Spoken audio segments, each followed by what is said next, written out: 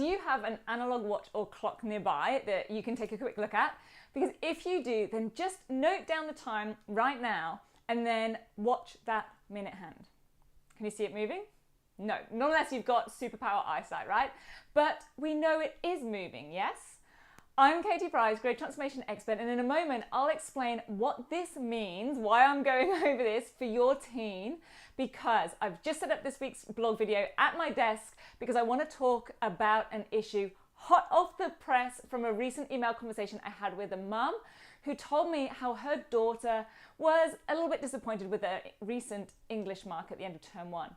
But that as a mum, she could just see how far her daughter's come and just doesn't want her to feel disheartened about it. And this is a significant observation, especially at the start of a new year group, because those term 1 assignments and assessments that have just been completed are being judged on the criteria for your teen's new year group, but having had only a term's worth of teaching at that level.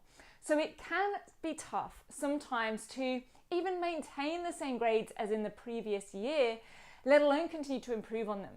And I discussed this issue in general back in my blog of what got you here won't get you there. So if this resonates with you, then go check that out after finishing this one.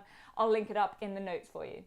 Because what I really want to share with you is a practical action that you can take to help alleviate any disappointment or frustration that might be arising when your teen feels like they're just not progressing as they'd like to, or maybe they're falling victim to the new criteria and demands of a higher year group, especially, like I said, from their results in term 1. Well, here it is. Think back to the work your teen was producing 3 years ago. It would look and sound quite different to what they're producing now, right? And what about even comparing the questions they're tackling or how they were writing and performing 2 or even just 1 year ago?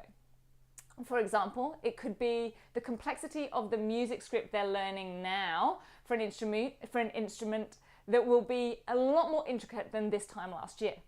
Or the quality of their artwork will be higher, or the vocabulary and sentence structures in their writing is going to be more sophisticated. The creativity in their design or ideas are going to be more interesting, and the difficulty of maths questions they're tackling now is going to be much higher or much greater. So I'm pretty sure that if they did this, they would see and think something along the lines of, oh gee, that felt like quite a challenge back then, but hey, now it looks kind of easy.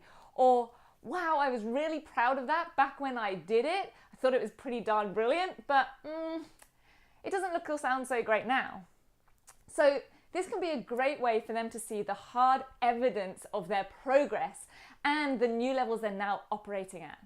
So the practical thing that you can do right now to help your teen recognize their achievements and their progress in the future is to collect or save on disk a few work examples or samples from your teen at these yearly intervals. And then you'll have something to pull out and remind them of how far they've come if they ever need a reminder or some proof down the road.